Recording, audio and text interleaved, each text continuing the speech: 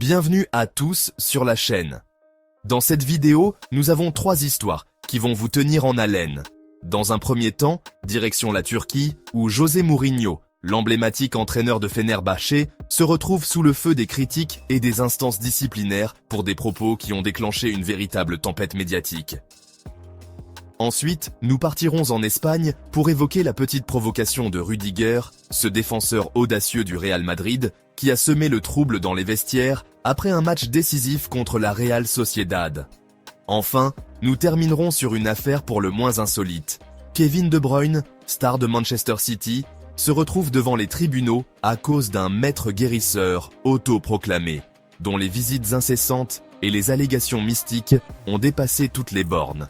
Accrochez-vous, car vous allez découvrir les dessous de ces intrigues qui mêlent passion, polémique et situations inédites dans le monde du football et au-delà. Commençons par la Turquie. Lors d'un derby stambouliote qui opposait les deux géants Galatasaray et Fenerbahçe, José Mourinho, désormais à la tête de Fenerbahçe, a une nouvelle fois fait parler de lui. Après un match qui s'est terminé sur un nul 0-0, le technicien portugais n'a pas hésité à exprimer son mécontentement en déclarant, lors de la conférence de presse post-match, que le banc de Galatasaray sautait comme des singes après chaque décision correcte. Ces mots, qui n'ont pas manqué de provoquer une vive réaction, ont immédiatement été interprétés comme un commentaire raciste. Le Galatasaray, furieux, a alors décidé de porter l'affaire devant le système judiciaire turc, en annonçant son intention d'engager des poursuites pénales contre Mourinho. La Fédération turque de football est intervenue en remettant l'entraîneur au comité disciplinaire pour conduite antidoptive et propos insultants, laissant entrevoir une sanction pouvant aller jusqu'à 6 mois d'exclusion. Ce n'est pas la première fois que Mourinho se retrouve dans la tourmente en Turquie. Depuis son arrivée en été 2024, ses critiques acerbes à l'égard des décisions arbitrales locales et ses remarques piquantes ont régulièrement attisé la polémique. Certains observateurs rappellent même qu'il avait déjà écopé d'une suspension et d'une amende pour des commentaires antérieurs, notamment en rapport avec l'arbitrage dans un match opposant Fenerbahçe à Trabzonspor. Malgré la défense véhémente de certains membres de son entourage, y compris le soutien inattendu de légendes du football tels que Didier Drogba, qui a publiquement déclaré connaître Mourinho depuis plus de 25 ans et affirmé qu'il n'était pas raciste, le poids des accusations demeure. Galatasaray affirme que depuis son arrivée, le coach portugais n'a cessé d'émettre des remarques désobligeantes à l'encontre du peuple turc, allant jusqu'à qualifier, en des termes controversés, le comportement de l'équipe adverse lors des moments clés du match. Ce climat de tension ne se limite pas aux simples mots. Les conséquences sont bien réelles. La presse sportive turque et internationale s'enflamme. Les réseaux sociaux vibrent au rythme de débats passionnés et les instances du football international, UEFA et FIFA, attendant de voir comment cette affaire sera traitée. Pour Fenerbahçe, il s'agit d'une tentative délibérée de détourner l'attention des problèmes réels du terrain en se focalisant sur une polémique hors jeu. Pour Galatasaray, c'est une question d'honneur et de respect envers leurs supporters et la communauté turque. Dans ce contexte explosif, le sort de Mourinho semble désormais suspendu à la décision prochaine du comité disciplinaire. Une décision qui pourrait bien marquer un tournant dans sa carrière, déjà parsemée de controverses. Passons maintenant à notre deuxième histoire, venue d'Espagne, qui met en scène Antonio Rudiger, le robuste défenseur du Real Madrid. Après la victoire 1-0 de son équipe contre la Real Sociedad dans le cadre des demi-finales de la Coupe du Roi, Rudiger a su ajouter une touche de provocation à la soirée. Alors que les esprits étaient encore échauffés par la défaite de la Real Sociedad, le joueur allemand a surpris tout le monde en s'exclamant dans le vestiaire « Viva el Athletic de Bilbao !» Une phrase qui, à première vue, peut sembler anodine, mais qui a immédiatement pris une dimension polémique. Pour comprendre toute l'ampleur de ce geste, il faut se souvenir que Rudiger n'en est pas à son coup d'essai en matière de déclarations provocatrices. Connu pour son caractère flamboyant et son amour pour l'ambiance survoltée des grands stades, il avait déjà exprimé son admiration pour le mythique San Mamés, ce temple du football basque réputé pour son atmosphère unique. Toutefois, Cette nouvelle provocation, bien que légère en apparence, a rapidement fait le tour des réseaux sociaux. Les supporters de la Real Sociedad y ont vu une marque de provocation délibérée, un moyen de tourner en ridicule leur défaite, tandis que dans le camp opposé, certains fans de Bilbao ont accueilli cette interpellation avec une pointe d'humour et de fierté.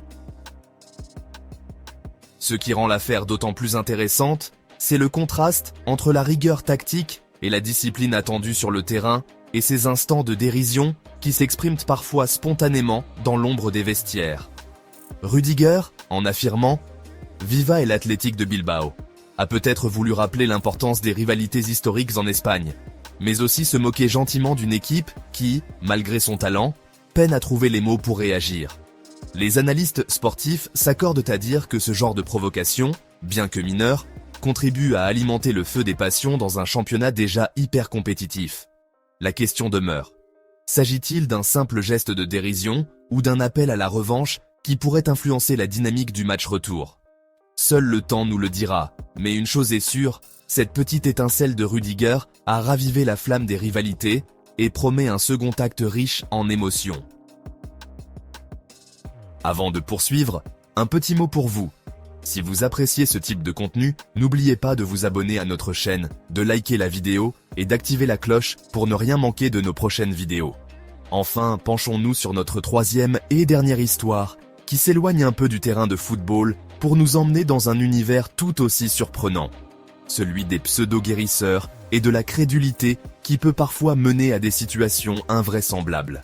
Cette affaire concerne nul autre que Kevin De Bruyne, le chef d'orchestre de Manchester City, et un homme âgé de 78 ans qui se présente comme un maître guérisseur.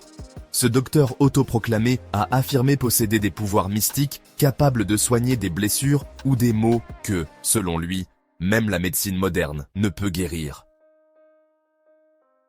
Mais voilà, les faits ne mentent pas.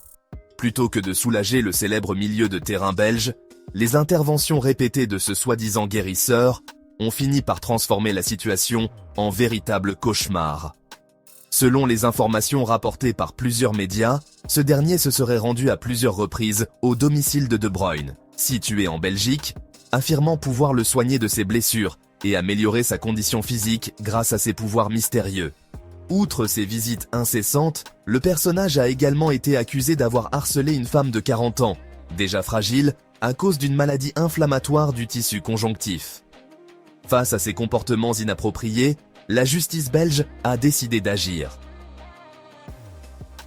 Kevin De Bruyne, bien que rarement visible en dehors des terrains de football, n'a pas hésité à se constituer partie civile dans cette affaire.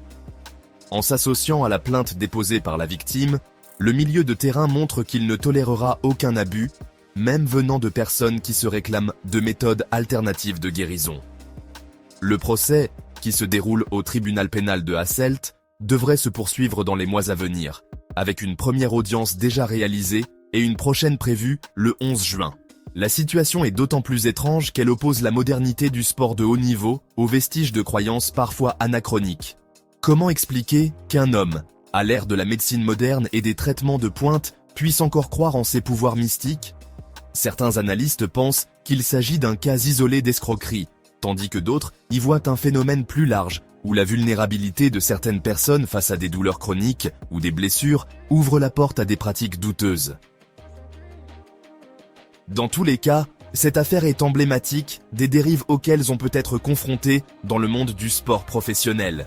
Alors que Kevin De Bruyne est habitué aux projecteurs et aux critiques sur le terrain, il se trouve aujourd'hui mêlé à une histoire qui relève plus de la science-fiction que de la réalité sportive. Les images d'un médecin octogénaire, prétendant disposer de pouvoirs surnaturels et harcelant la demeure d'une superstar, semblent tout droit sorties d'un scénario hollywoodien. Pourtant, la réalité est bien là, et la justice doit désormais trancher pour protéger les victimes de telles pratiques abusives.